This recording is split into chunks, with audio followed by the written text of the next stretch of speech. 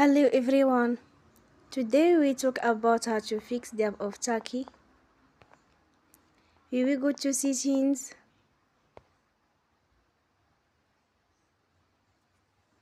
Then we click on apps.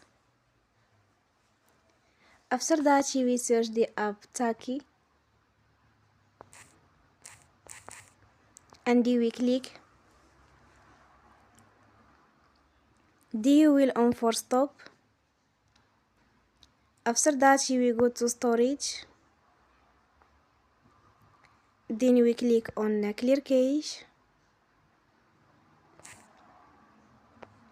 In the end, turn off your phone and you will restart your phone again. Don't forget to support us by like and subscribe. See you next time and thank you for watching.